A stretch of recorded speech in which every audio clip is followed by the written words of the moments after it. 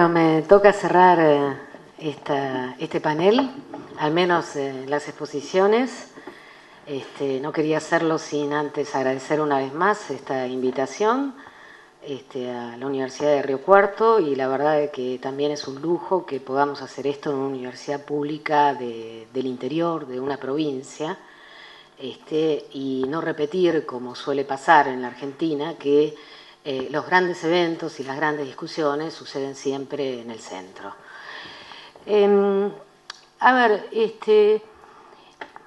Miré ante estos tres ejes que componen el título: gobiernos progresistas, movimientos sociales y pensamiento crítico. Era situarme en el tercero. Tratar no de hacer, como en otras oportunidades, un análisis más de la relación entre gobiernos progresistas y movimientos sociales, sino más bien tratar de interpelar, tratar de indagar qué es lo que sucede al interior del pensamiento crítico latinoamericano, en una situación muy especial, porque sabemos que efectivamente en los últimos 10 años se han abierto nuevas posibilidades al pensamiento y a la política en América Latina, y al mismo tiempo se han instalado nuevos dilemas. Y a mí me gustaría indagar sobre esos dilemas, que de alguna manera reenvían además a grandes debates que se han dado en el pensamiento latinoamericano. Yo creo que estamos asistiendo, ¿no?, como una rediscusión acerca de tópicos que atraviesan, bajo la forma de la tensión, la historia misma latinoamericana, intelectual y a la vez política, porque esas fronteras son porosas. Y estos grandes temas creo que tienen que ver con el lugar de lo indígena en América Latina, con el populismo como forma política y con el desarrollo como concepto límite. Y de esos tres, a mí me parece que efectivamente es el tercero que de alguna manera plantea los dilemas más interesantes en la época actual. No me parece un dato menor subrayar que en América Latina en este momento hay mucha producción. No estamos ante la ausencia de textos, sino todo lo contrario, ante una proliferación, una producción muy creativa, que se manifiesta además en diferentes corrientes que van desde la sociología crítica, la ecología política, los estudios culturales, el nuevo constitucionalismo latinoamericano, la perspectiva ambiental, el ecofeminismo, en fin, los decoloniales. Son tantas y algunas solo de las corrientes que hoy en día recorren América Latina, pero lo que sucede es que también, y esto sobre todo lo digo pensando en los estudiantes aquí presentes, hay en América Latina una gran dificultad de acumular conocimiento y de crear una tradición verdaderamente interpelante, ¿no? Es decir, hay un olvido constante de lo que se produce, ¿no?, y un déficit de acumulación que después hace a esa sociología de las ausencias de las que habla tanto Boaventura. Entonces, estamos en un momento en el cual hay grandes problemáticas y también existe esa tensión por incorporar lo mejor de la tradición del pensamiento crítico occidental, pero también esas tradiciones invisibilizadas, denegadas, que tiene que ver con los saberes vernáculos, inclusive con las cosmovisiones de los pueblos originarios. Antes de indagar sobre esos temas que creo que se traducen en una suerte de fractura del pensamiento crítico latinoamericano a la hora actual, me gustaría subrayar que, desde mi perspectiva, una cuestión fundamental es que debemos insertar esos debates en lo que ha sucedido en los últimos 20 años en América Latina. Y yo creo que en los últimos 20 años América Latina ha hecho una suerte de pasaje del consenso de Washington al consenso de los commodities. Que el consenso de Washington, recuerden ustedes, en los años 90 estaba basado en la valorización financiera. En cambio, el consenso de los commodities está basado en la extracción y exportación de bienes primarios a gran escala. Da cuenta de una nueva división internacional del trabajo que recrea, por supuesto, la historia larga de América Latina, acerca de una América Latina que está destinada a proveer materias primas a los países más poderosos. Pero la cuestión es que se abre en América Latina un ciclo económico caracterizado por altas tasas de crecimiento en un contexto además de crisis internacional, lo cual no es menor, y en nombre de las ventajas comparativas, asistimos en ese sentido a una aceptación acrítica de lo que este nuevo orden internacional, el consenso de los commodities, establece para los diferentes países. Hay una base común, uno podría decir, de ese consenso de los commodities que atraviesa varios discursos y tópicos. Uno es que hay una concepción productivista del desarrollo, y más aún uno podría decir que en ese sentido asistimos a la adopción de modelos de desarrollo que son insustentables, casi por definición. Está lo que históricamente se ha denominado, que es la aceptación del rol de América Latina como una sociedad exportadora de naturaleza, como bien lo subrayaba hace muchos años ya Fernando Coronil. Pero está el hecho también, en tercer lugar, es que en el contexto actual hay un espacio de geometría variable, ¿no?, en el cual, en relación al Estado sobre todo, al menos hasta donde la globalización lo permita, que habilita, digamos, a una revalorización importante, aun si los límites son claros. Yo creo que estos tres elementos que dan cuenta de esta base común del consenso de los commodities, bueno, traen como consecuencia lo que muchas veces se ha subrayado: reprimarización de la economía, consolidación de un modelo extractivista de sobreexplotación de recursos naturales no renovables, agravamiento del patrón de desigualdades sociales y ecológicas, con un correlato, podríamos decir, inevitable, que es la explosión de una gran conflictividad en América Latina, vertiginosidad. La velocidad tiene mucho que ver con la ilusión desarrollista, ¿no?, la de creer que se pueden acortar rápidamente las ventajas entre el primer y el tercer mundo. Eso juega mucho en el imaginario desarrollista de nuestros políticos y nuestros intelectuales. Pero el consenso de los commodities es menos un discurso único, creo yo, y alude sí a una serie de ambivalencias, de paradojas, que marcan la coexistencia y el entrelazamiento entre ideología neoliberal e ideología o neodesarrollismo progresista. Porque efectivamente creo que existen diferentes posicionamientos.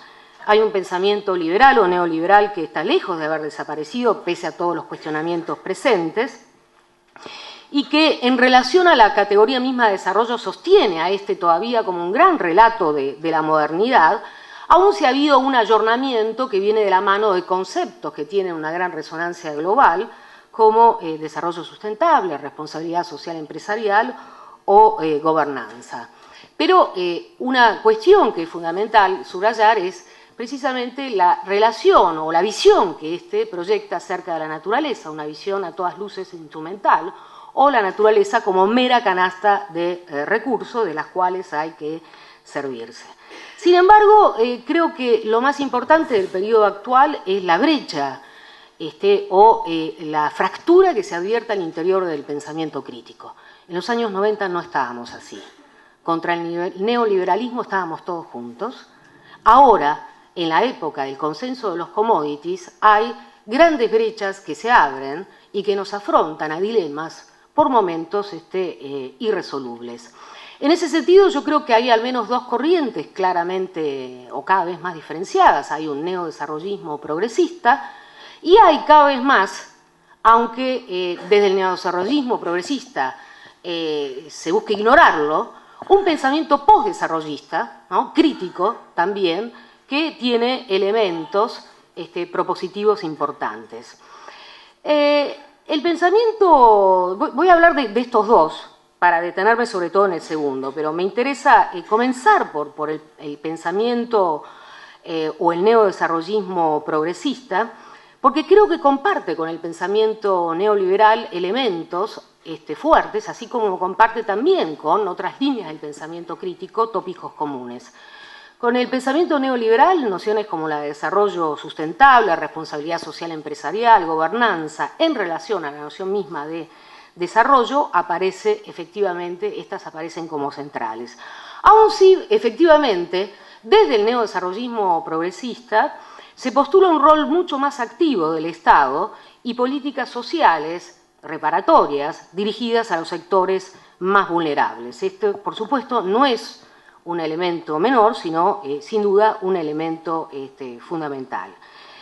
¿Qué comparte también con el pensamiento neoliberal? Yo creo que comparte, por ejemplo, con el neodesarrollismo liberal, comparte la idea del destino, ¿no? De que América Latina está destinada, esto es su destino inexorable, digamos, en el marco de la nueva división del trabajo, es proveer de materias primas, ¿no? Esto de exportar naturaleza que puede ser defendido en nombre, yo decía, de las ventajas comparativas.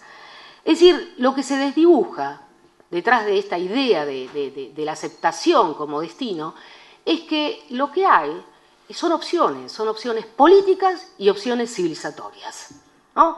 Que hacen gobernantes, estructuras de poder en cada uno de los países. Comparte también el discurso mismo de la adaptación. Son economías adaptativas, que también esto reenvía a la historia larga en América Latina, a los ciclos en el marco de la economía mundial. Y comparte también una defensa, uno podría decir, del modelo extractivista, sobre todo de un modelo en el cual se quiere sustentar en base a la asociación con el trabajo, ¿no? El tema de megaproyectos y trabajo aparece en el corazón mismo de la defensa del neodesarrollismo progresista, tanto en sus vertientes políticas como intelectuales. Hay puntos ciegos de ese neodesarrollismo progresista, uno de los cuales es sin duda que es un pensamiento, o es una matriz, diría yo, que minimiza y obtura el alcance de la dinámica de desposesión que acompaña a este nuevo proceso de división del trabajo. Y cuando hablo de la desposesión estoy hablando precisamente de estos modelos de intervención territorial que implican el sacrificio de territorios, de áreas enteras y que amenazan a los mismos cuerpos en convertirse como sacrificables. Pero por sobre todas las cosas hago alusión también al hecho de que lo que se pone en la agenda también, o lo que está también en debate, es cuáles son las fronteras de la democracia, qué es lo que estamos dispuestos a aceptar en nombre de modelos de desarrollo, ¿no? Hasta dónde estamos dispuestos a democratizar o no las decisiones. Es decir, que no es solo hablar simplemente de dinámica de desposesión, sino también de fronteras mismas de la democracia. Me gustaría hablar, en el tiempo que me queda, de la tercera perspectiva, que es la perspectiva que podemos denominar postdesarrollista en líneas generales, que es un enfoque crítico, y me gustaría insistir en esto porque efectivamente uno de los temas que suele subrayarse, o una de las críticas que suele subrayarse, es que en realidad solo hay crítica y no hay propuesta detrás de lo que podríamos denominar de manera genérica son posturas decoloniales o posturas postdesarrollistas. Sin duda esta es una postura que plantea grandes discrepancias respecto a lo que se considera consenso de los commodities en sus dos variantes, neodesarrollismo liberal como neodesarrollismo progresista. Pero es una concepción que plantea conceptos críticos novedosos y además conceptos horizontes, o de orden, si ustedes quieren, emancipatorio, novedosos, que se van forjando al calor del mismo vínculo que se produce o se establece con los movimientos sociales, de los cuales recién ahora hablo, fíjate vos, María, pero porque la idea era entrar por este lado, la del pensamiento crítico. Esta sin duda es una perspectiva crítica respecto a la visión hegemónica de desarrollo. Muchos de nosotros retomamos las críticas, por ejemplo, que vienen de Escobar, ¿no?, acerca del desarrollo como un discurso de poder que es necesario desmantelar.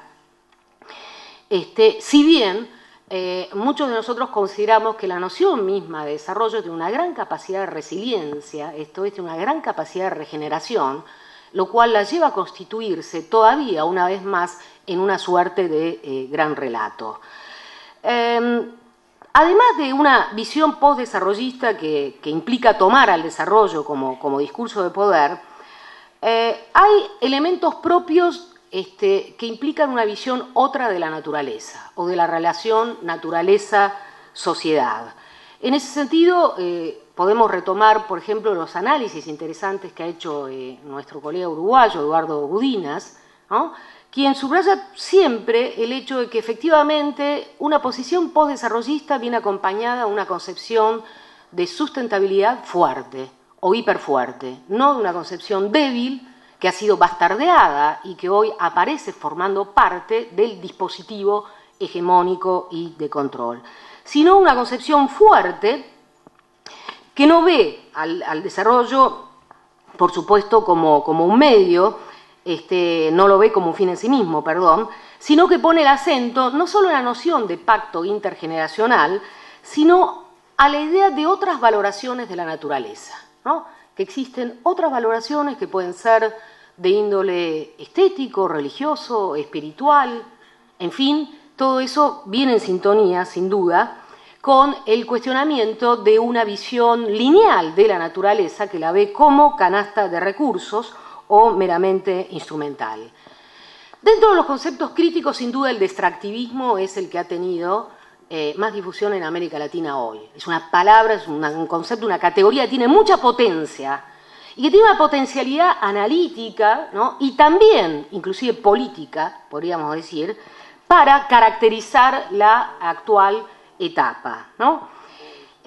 Pero hay otros conceptos que se comparten efectivamente con sectores que provienen del neodesarrollismo progresista, que han sido forjados al calor de las luchas y la emergencia de nuevos gobiernos de centro-izquierda o de izquierda, como los conceptos que nombraba hoy y que desarrollaba también Boaventura: Estado plurinacional, interculturalidad, descolonización, despatriarcalización. Esos son todos conceptos que forman efectivamente hoy parte del acervo político intelectual de América Latina.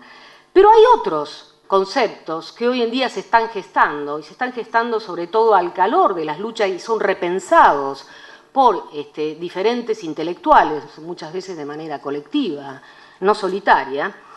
Y esos conceptos, creo yo, tienen que ver con los marcos comunes de significación que van gestando los movimientos sociales. Tienen que ver con una nueva gramática de las luchas. Entre esos tópicos está la noción de bien común, la noción de justicia ambiental, la noción de derechos de la naturaleza, la de buen vivir, que tanto está dando que hablar, sobre todo en las discusiones que se están dando en Ecuador y en Bolivia. Yo creo que esos tópicos, esos 4 tópicos, uno podría agregar el de soberanía alimentaria, ¿no?, para completar ese cuadro, han nacido de las luchas, pero tal como son tematizados por los propios movimientos sociales, creo yo, no alcanzan a ser alternativas en sí mismos. Son puntos de partida a partir de los cuales pensar alternativas, por eso insisto en la noción de marcos de significación, ¿no?, que atraviesan, marcos comunes que atraviesan a las luchas y que plantean efectivamente problemas, límites, articulaciones. Una cuestión fundamental cuando uno piensa el escenario de las luchas en América Latina es que hoy en día se abre un panorama muy plural, porque efectivamente no podemos hablar solamente de la presencia de movimientos sociales clásicos, ¿no? Están los movimientos indígenas, movimientos campesinos, hay nuevos movimientos socioterritoriales, hay muchas ONGs que tienen, algunas de ellas, las pequeñas, una lógica más de movimientos sociales antes que una lógica de lobby. Hay intelectuales que aparecen muy articulados con los movimientos sociales y todo ello, o la articulación de todo ello, da origen a un saber contraexperto o un saber experto independiente de los poderes político, mediático y económico. Y ese tema no es menor en un momento en el cual, sobre todo, se difunden, ¿no?, los ejes del discurso hegemónico en torno al dispositivo desarrollista o neodesarrollista. No es menor, efectivamente, el trabajo que se puede hacer en un contexto cada vez de mayor asimetría y, como era subrayado esta mañana, en un contexto de criminalización, ¿no?, y judicialización de las luchas, con numerosos episodios de represión. Digo, pensemos en el caso del modelo de la megaminería a cielo abierto, que hoy se expande de manera vertiginosa y descontrolada en toda América Latina. Ha habido represión en Panamá en febrero de este año, con 2 muertos. Hay conflictos muy grandes en México, en Veracruz, donde quieren emplazar una mega minera a 15 kilómetros de una central nuclear. Hay luchas en Honduras. Costa Rica es el único país que prohibió, pero como es, en ese sentido, no tiene un alcance retrospectivo, todavía hoy en día se está debatiendo acerca de los proyectos anteriores a la sanción de la ley que prohíbe la megaminería. Hay conflictos enormes en Colombia. Santos lo dijo, su lema era por una Colombia minera. Hay conflictos inmensos también en Perú, sobre todo, que ha sido como el primer país en donde se implementó, por ejemplo, el modelo de megaminería, un país con una fuerte tradición minera y que aceptó de buen grado ese modelo, y hoy en día conocemos las manifestaciones más radicales, ¿no?, y más contestatarias respecto del modelo minero. No hablemos del caso de Ecuador, donde efectivamente hay grandes conflictos y divisiones también ahí en el pensamiento crítico que tienen que ver efectivamente con la concepción del desarrollo. Y también asistimos en Bolivia, sobre todo después de la contracumbre en Cochabamba, a si ustedes quieren, a un blanqueamiento de los conflictos, ¿no?, que conllevaba podríamos decirlo sin mala intencionalidad, la ambivalencia del discurso de Evo Morales acerca de la necesidad del desarrollo y, por otro lado, la sobreprotección de la naturaleza. Y ni que hablar de la Argentina, que sabemos que efectivamente aquí ha estado obturado el debate sobre estas cuestiones. Aquí hay un problema real y concreto, que es que efectivamente el gobierno progresista ha mantenido blindado el discurso y no quiere abrir a una discusión acerca de los modelos de desarrollo, aun si con las últimas medidas alguna ventana puede abrirse respecto de una concepción que antes estaba centrada solamente en la noción de commodities, que ahora entiende a estos como recursos naturales estratégicos, pero que de ninguna manera alcanza a incorporar la noción de bien común. Quisiera terminar con la cuestión de los debates. Hay muchos debates en América Latina acerca de qué diablos hacer con los modelos de desarrollo hoy que se expanden, los modelos a gran escala, porque ese es el gran problema del extractivismo como tal. Hay por un lado la tentativa de los movimientos sociales que de manera más coordinada o no, pero sí de manera plural con diferentes actores, elabora, digamos, un nuevo lenguaje, pero hay también por parte de sectores intelectuales, organizaciones que están pensando la cuestión. Entre ellos yo quiero destacar el grupo Alternativas al Desarrollo, que se viene reuniendo hace más de casi 2 años. Es un grupo que ha promovido la Fundación Rosa Luxemburgo, y en la cual recalamos intelectuales de diferentes países latinoamericanos que estamos preocupados por estas cuestiones, pero también uno podría citar numerosos centros o pequeños centros que en Ecuador o en Uruguay, como el CLAES, el Centro Latinoamericano de Ecología Social, están pensando, digamos, cómo salir de estos dilemas. Y en ese sentido es importante subrayar que para muchos, como efectivamente estamos ante un modelo a gran escala, la respuesta no puede ser dada solamente a una pequeña escala, a la escala de lo que es la economía local, que por ejemplo puede ser pensada por los movimientos sociales, sino que la respuesta tiene que ser dada a gran escala. Es decir, debemos pensar en una respuesta a gran escala que implica, en ese sentido, obviamente, pensar políticas públicas. No solo a nivel país, sino efectivamente como el extractivismo es un modelo a escala o a nivel continental, es necesario pensarlo también a escala continental. Eduardo Budinas es quien, en ese sentido, creo yo, más ha aportado al desarrollo de hipótesis que tienen que ver con la transición, ¿no?, y salida del extractivismo hacia lo que podemos denominar genéricamente es post-extractivismo.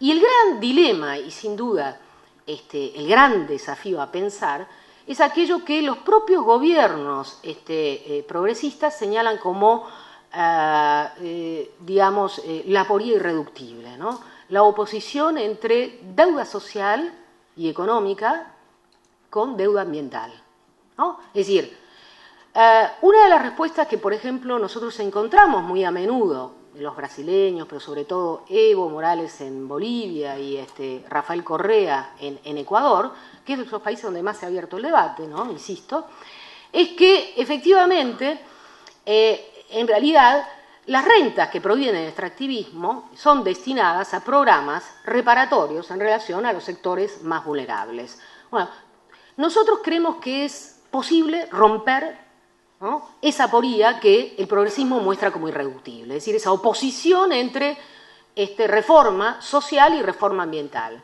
Y fíjense que a ese nivel hay científicos sociales, podríamos llamarlo, ¿no?, economistas, sociólogos, ecólogos, etcétera, que están pensando, ¿no?, cómo hacerlo. Y hay una propuesta muy interesante que proviene de los peruanos, que no son precisamente el país más radicalizado políticamente, ¿no?, y que no utiliza tampoco ese lenguaje por momentos tan inflado que encontramos en Ecuador y en Bolivia, ¿no? Es un lenguaje más modesto, pero a mí me parece que los peruanos, sobre todo a través de la Red Peruana por una Globalización con Equidad, han hecho declaraciones importantes acerca de la necesidad de romper con este dilema a través de medidas que apuntan a un uso sostenible del territorio, a un fortalecimiento de los instrumentos de gestión ambiental, cambios en el marco regulatorio, el respeto del derecho de consulta, que no es un tema menor. Y hay dos economistas que han hecho un ejercicio muy interesante que es un desafío para todos los países latinoamericanos con gobiernos progresistas, que plantean que efectivamente se puede salir de esta aporía a través de medidas que apunten, por un lado, a una reforma tributaria, ¿no?, mayores impuestos a las actividades extractivas, impuestos a las sobreganancias, y, en segundo lugar, una reforma ambiental, esto es, moratoria gasífera, petrolera, minera, etcétera, etcétera. Se pueden combinar ambas cosas sin que esto le reste rentas, ¿no?, al Estado, todo lo contrario, ¿no?, y por el otro lado, avanzando hacia un contexto de transición y de salida del extractivismo, que no significa a ese nivel abandonar completamente las actividades extractivas. Hay que pensar actividades extractivas indispensables y ligadas al desarrollo nacional y regional. Hay que pensar cómo y para qué producir, sin duda, pero hay que salir del extractivismo bobo y depredatorio en el cual nos están condenando nuestras élites gobernantes en nombre de un discurso progresista. Entonces, sí, cierro. Ya está. No, ya cierro. Con esto quiero cerrar y decirles que efectivamente, complementando esos dos ejes, por un lado, pensar desde abajo reformas que tienen que ver con la economía social y con todos aquellos proyectos de alto desarrollo que provienen de los movimientos sociales, y por otro lado, pensar creativamente hipótesis de salida del extractivismo que impliquen políticas públicas, es sin duda uno de los grandes desafíos del pensamiento crítico. Gracias.